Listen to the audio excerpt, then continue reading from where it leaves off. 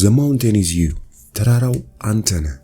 ይህ መጽሐፍ ማንነታቸውን ለመጋፈጥና እውነተኛ አቅማቸውን ለማንቃት ለተዘጋጁ ደፋር ሰዎች ብቻ ወደር የሌለው መመሪያ እንዲሆን የተጻፈ ነው።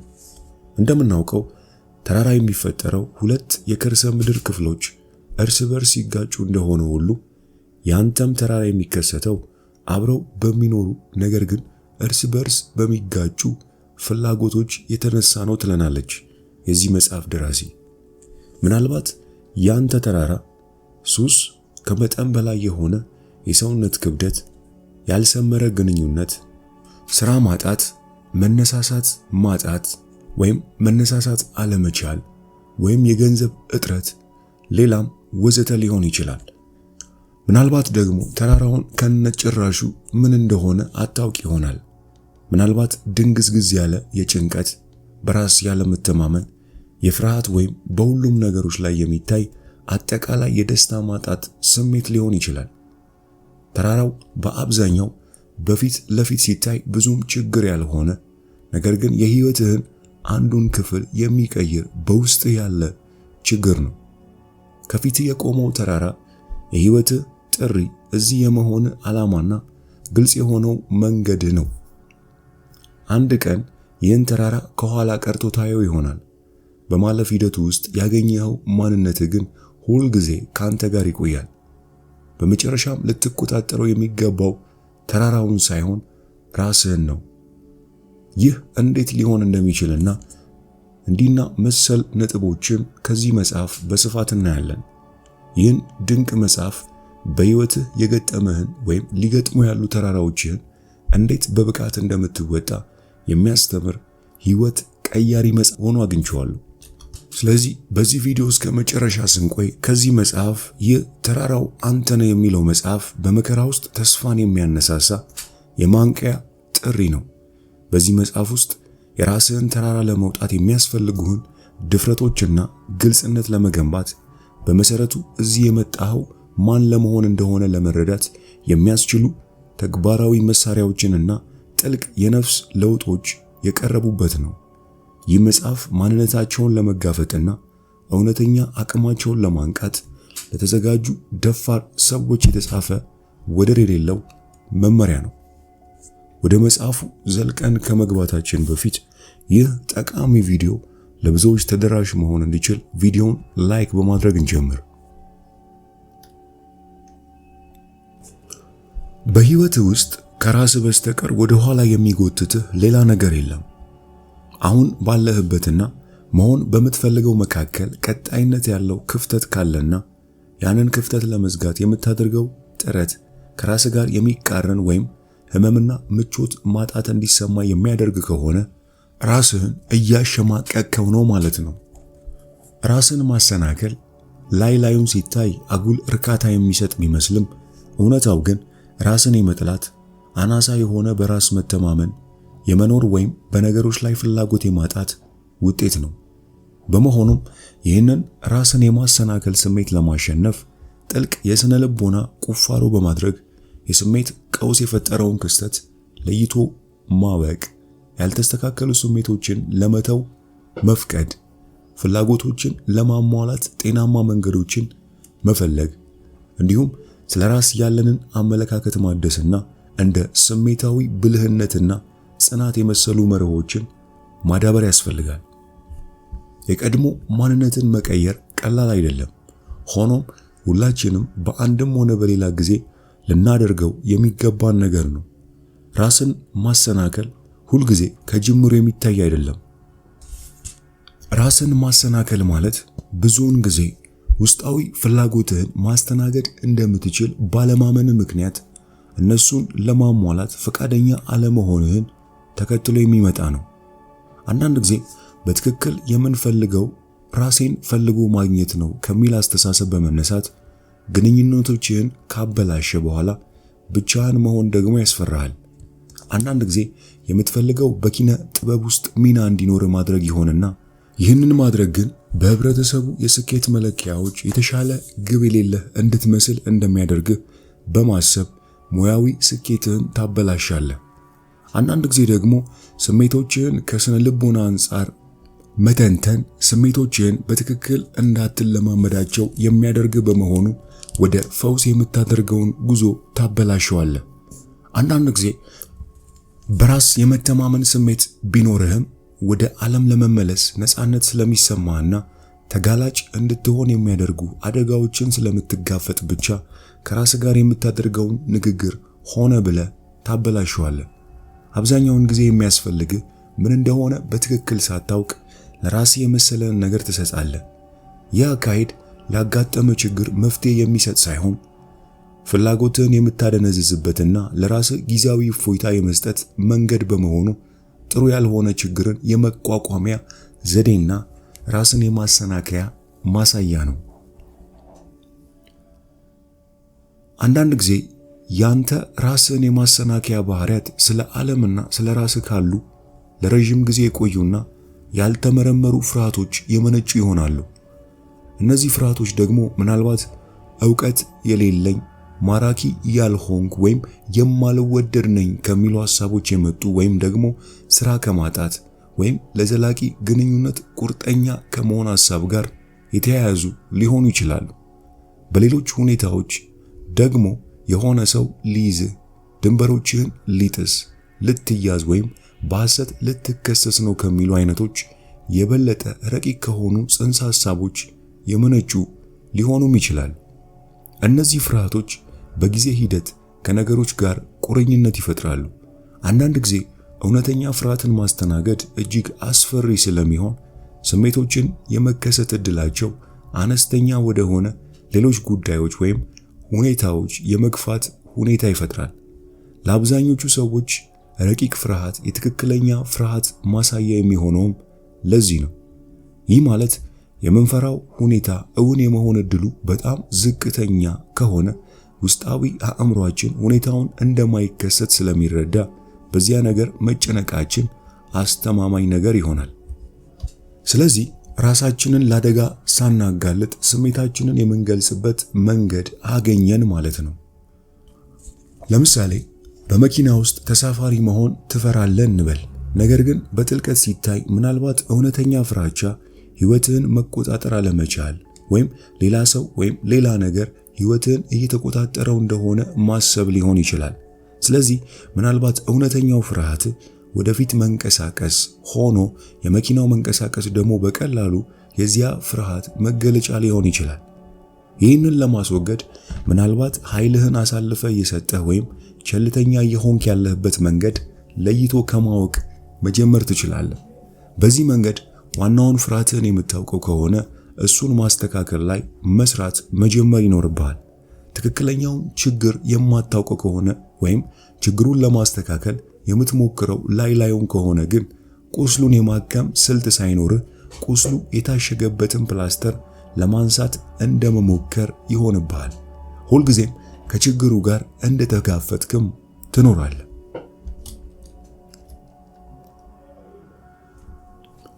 ሕይወትህ የሚገለጸው ስለ ሕይወት በአጠቃላይ በምታስበው ነገር ብቻ ሳይሆን ስለ ራስህ በምታስበውም ነገር ጭምር ነው። ይህ ማለት ስለ ራስህ ያለ አስተሳሰብ በዙሪያ ካሉ ሰዎች የሚመጡትን ግብአቶች፣ ተጽዕኖዎች ማለትም ወላጆች ከሚያምኑት፣ እኩዮችህ ከሚያስቡት፣ በግላዊ ተሞክሮ ካገኘኸውና ከመሳሰሉት የተዋቀረና በአንድ ላይ በማሰባሰብ የተፈጠረ ዕድሜህን ሙሉ ስትገነባው የነበረ ሐሳብ ነው። አእምሮ ደግሞ ሁልጊዜ ስለ ራስህ አስቀድሞ ያለህን እምነት ለማረጋገጥ የሚሰራ በመሆኑ የራስህን ምስል የማስተካከል ጉዳይ ከባድ ያደርገዋል። ራስን ማሰናከል አንተ ስለ ራስህ ለራስህ የምትነግረው ታሪክ ጊዜ ያለፈበት፣ የሚገድብ ወይም የተሳሳተ መሆኑን ከሚያሳዩ የመጀመሪያ ምልክቶች አንዱ ሲሆን የሚከሰተውም የምትመኘውን ግብ በማሳካትና ያንን ማድረግ የሚችል አይነት ሰው በመሆን መካከል ያሉትን አሉታዊ ግንኙነቶች ሲኖር ነው። ለምሳሌ ገንዘብን በተመለከተ ችግር የሌለብህ መሆን የምትፈልግ ከሆነና እዚያ ለመድረስ የምታደርገው ጥረት ሁሉ እየተበላሸብህ ከሆነ ስለ ገንዘብ ወደ ያዝከው የመጀመሪያው ጽንሰ ሐሳብ መመለስ ይኖርብሃል ማለት ነው። ወላጆች ገንዘባቸውን የሚያስተዳድሩት እንዴት ነበር?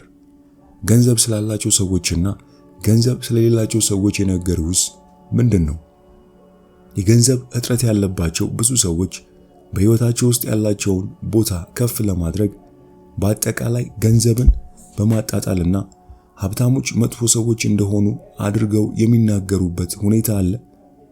ታዲያ ምናልባት አንተም ራስህን የማሰናከል ችግር እንዳለብህ ለመረዳት ያደረግከው እንደዚህ ያለ ነገር እየተነገረ ከሆነ ለማወቅ መሞከር ይኖርብሃል። በተጨማሪም ራስህን እያሰናከልክ በመሆን ዙሪያ የሚሰማህ ጭንቀት ብዙ ጊዜ እምነትህ የገደበ መሆኑን የሚያንጸባርቅ ነው።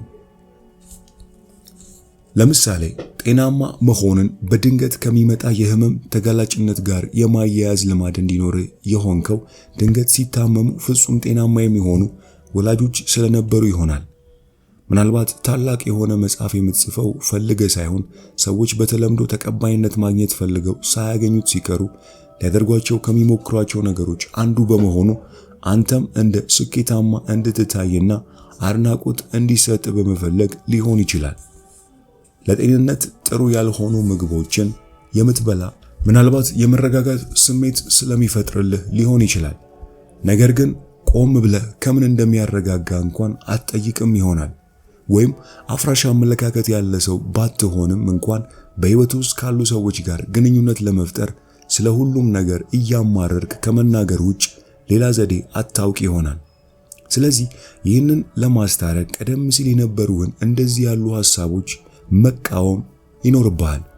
ለምሳሌ ገንዘብ ያለው ሰው ሁሉ አጭበርባሪ አለመሆኑን፣ ገንዘብን ራስ ወዳድ ሆነው አላግባብ የሚጠቀሙበት እንዳሉ ሁሉ ለራሳቸውና ለሌሎች ተጨማሪ ጊዜ፣ እድልና ደህንነት ለማግኘት ሲሉ በቀና ተነሳሽነት የሚጠቀሙበት ጥሩ ሰዎችም እንዳሉ ማወቅ አለብህ። በተጨማሪም ጤናማ መሆን አንተን የበለጠ ለህመም ተጋላጭ የሚያደርግ እንዳልሆነ፣ ትችት ለህዝብ ጠቃሚ ነገር ለማድረግ ከመሞከር የሚመጣ መሆኑንና መልካም ነገር ላለማድረግ ምክንያት እንዳልሆነ ማወቅ ይኖርብሃል።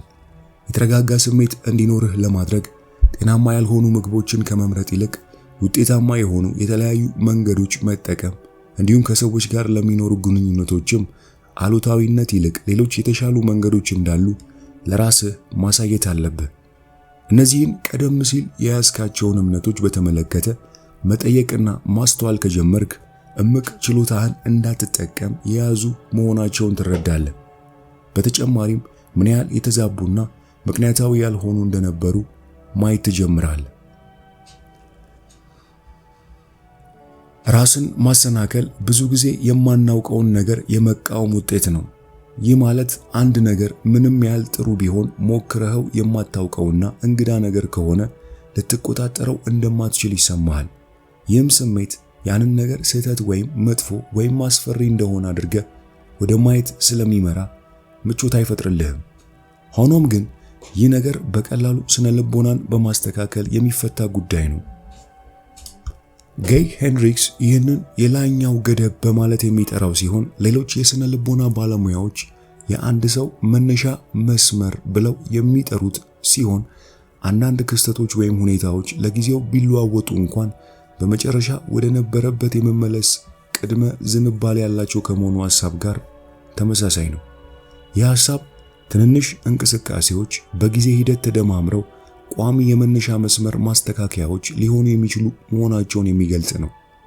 ብዙ ጊዜ ወደ ከፍተኛ ወሰን ስትመጣና ሁኔታዎች ከለመድከው የደስታ መጠን በላይ እንዲሰማ ሲያደርጉ ወደ ማታውቀው ሁኔታ እየገባ እንደሆነ ስለሚሰማ ራስን ማሰናከል ውስጥ ትገባና አውቀህም ሆነ ሳታውቀው እነዚህን እንቅስቃሴዎች እንዲቆሙ በማድረግ ራስን ምቾት ወደሚሰጥ ስሜት የምትመልስባቸው መንገዶች ትፈልጋለህ። የተሰራኸው የምታውቀውን እንድትፈልግ ሆነ በመሆኑ ደስታን እየተከተልክ እንደሆንክ ብታውቅ እንኳን የምትሞክራቸው ነገሮች ሁሉ የምታውቃቸውንና ታደርጋቸው የነበሩትን ሁሉ መልሰህ ለማግኘት ብቻ ነው። የህይወትህ እውነት አድርገህ የምትቀበለው ስለ ህይወትህ የምታምነውን ነገር በመሆኑ ስለ ራስህ የምታናገራቸውን ጊዜ ያለፈባቸው ታሪኮች ማወቅና እነሱን ለመለወጥ ድፍረት ማግኘት ይኖርብሃል። ለምሳሌ ለብዙ ዓመታት ለራስህ እኔ ጭንቀታም ነኝ እያልክ ትነግር ከነበር በመሰረታዊነት ተለይተህ የምትታወቅበት ነገር በእምነት ስርዓት ውስጥ ባስገባኸው ጭንቀትና ፍርሃት ይሆናል። ምናልባት ያደግከው ጭፍን አቋም ባለው ወይም የተነገረው በሚያስተጋባ ማህበራዊ ክበብ ውስጥ ከሆነ ስለ ፖለቲካ ወይም ሃይማኖት መጠየቅ ወይም አዳዲስ መደምደሚያዎች ላይ መድረስ እንደምትችል አታውቅ ይሆናል። ምርጥ የአኗኗር ዘይቤ ሊኖር የሚችል ደስታ የሚሰማ ወይም በዓለም ዙሪያ መጓዝ የምትችል ሰው እንደሆንክ አስበህ አታውቅ ይሆናል። በሌሎች ሁኔታዎች ደግሞ ገዳቢ እምነቶች የመጡት ለማታውቀው ነገር ተጋላጭ ከመሆን ይልቅ ምቾት በሚሰጥ በምታውቀው ነገር ውስጥ በመቀመጥ ራስህን ደህንነቱ የተጠበቀ ለማድረግ ከመፈለግ ሊሆን ይችላል። ከደስታ መሸሽ የምትመርጠውም ስቃይ የበለጠ ዋጋ ያለ እንድትሆን እንደሚያደርግ ወይም በህይወትህ ውስጥ ላለ ለየትኛውም መልካም ነገር ሁሉ አብሮት የሚመጣ መጥፎ ነገር መኖር አለበት ብለህ ስለምታምንም ሊሆን ይችላል። ስለሆነም እውነተኛ ፈውስ ለማግኘት በውስጥ ያሉትን አሉታዊና የሐሰት እምነቶች መረዳት የምታስብበትን መንገድ መቀየርና አስተሳሰብህን አንተን ሊያገለግል ወደሚችል የአስተሳሰብ አይነት መቀየር ግድ ነው። ከክህደት እንዴት እንውጣ? በየትኛውም መንገድ ይሁን እዚህ ያለኸው በእውነት ህይወትህን ለመለወጥ ፈልገህ ከሆነ ግላዊ ጉዳዮችን በተመለከተ ለራስህ እውነተኛ መሆንና በሚገባህ ባነሰ ነገር ላይ ረክተህ ላለመቆም መወሰን አለብህ። በህይወትህ የተሻለ ነገር መስራት እንደምትችል የምታስብ ከሆነ ትክክል ልትሆን ትችላለህ። ልታከናውናቸው የሚገቡ ብዙ ነገሮች እንዳሉ የምታስብ ከሆነ ትክክል ልትሆን ትችላለህ። እውነተኛ አንተነትህ ገና እንዳልተገለጠ የምታስብ ከሆነም ትክክል ልትሆን ትችላለህ። ሆኖም ህይወትህን ለመለወጥ በምታደርገው ጊዜ ውስጥ የደረስክበት ቦታ በተመለከተ ያለህን እውነተኛ ስሜት ለመግለጽ ማለቂያ የሌላቸው ማረጋገጫዎች መጠቀም ስትጀምር ወደፊት መንቀሳቀስ የማትችል መሆን ትጀምራለህ። ራስህን ለመውደድ በምታደርገው ጥረት ውስጥ ስለ ማንነትህ ሁሉንም ነገር ለማረጋገጥ የምትሞክር ከሆነ በውስጥህ አንተ መሆን የምትፈልገውን አለመሆን ይገባሃል። ስለዚህ እዚያ ስለ ራስህ የሚሰሙ ሞቅ ያሉ ስሜቶች ለጊዜው ምቾት የማጣት ስሜትን የሚያደበዝዙ እንጂ ዘላቂ አለመሆናቸውን መቀበል ይገባሃል። ይህንን ካልተቀበልክ መቼም ሰላም አታገኝም። የሚሰማህን ስሜት በተመለከተ ለራስህ እውነተኛ ካልሆንክ የማማረር ሁኔታ ውስጥ ትገባለህ። ከዚያ ለምን አሁን ባለበት መንገድ እንደሆንክ ማብራራትና ምክንያቶች መደርደር ትጀምራለህ። ያለማቋረጥ በየቀኑ በህይወት ደስተኛ ያልሆንክበትን ምክንያት የምትደረድር ከሆነ ደግሞ ከልብህ መፍጠር ወደምትፈልገው ዘላቂ ለውጥ እየተቃረብክ ባለመሆን ለራስህ መልካም ነገር እያደረክለት አይደለም። ለውጥ የሚያመጣው ስለ ህይወትህ በውስጥ የሚሰማ ስሜት እንጂ ህይወትህ ከውጭ የሚመስለው ሁኔታ አይደለም። ከማንኛውም ነገር ለመፈወስ የመጀመሪያው እርምጃ ሙሉ በሙሉ ተጠያቂነትን መቀበል በመሆኑ ስለ ህይወትና ስለ ራስህ ያለውን እውነታ መካድ አያስፈልግህም። በህይወትህ ውስጥ ያለማቋረጥ መጨነቅ፣ መፍራትና አለመደሰት ካለ የሆነ የተሳሳተ ነገር አለ ማለት ነው። ይህን ሳትረዳ ራስህን መውደድ በሞከርክ መጠን መሰቃየትህ የማይቀር ነው።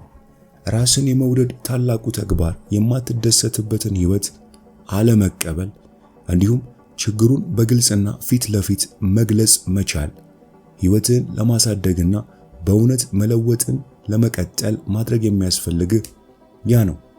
ወደ እውነተኛ ለውጥ ጉዞ የመጀመሪያው እርምጃውም ይህ ነው። እስቲ ይህን ቪዲዮ ቆም አድርግና ወረቀትና እስክሪብቶ ያዝ። በተለይ ያልተደሰትክባቸውን ያጋጠሙን ነገሮች ሁሉ ጻፍ። በገንዘብ እጥረት ምክንያት እየተቸገርክ ከሆነ ስተቱ ምን እንደሆነ ግልጽ የሆነ ምስል እንዲኖር አድርግ። እያንዳንዱን ዕዳ፣ እያንዳንዱን ሂሳብ፣ እያንዳንዱን ንብረትና እያንዳንዱን ገቢ ጻፍ። ለራስህ ካለ አመለካከት ጋር እየታገልክ ከሆነ ስለ ራስህ የማትወዳቸውን ነገሮች በትክክል በወረቀቱ ላይ አስፍር። ጭንቀት ከሆነ የሚያስጨንቁህን፣ ብስጭት ከሆነ የሚያበሳጩህን ነገሮች ሁሉ ጻፍ። ከሁሉም በላይ ከክህደት መውጣትና በትክክል ስተቱ ምን እንደሆነ ግልጽ መሆን አለበት። ይህንን ስታደርግ ምርጫ ይኖርሃል። ወይ ከችግሮቹ ጋር ሰላም ትፈጥራለህ፣ አለዚያም ለመለወጥ መወሰን ትችላለህ።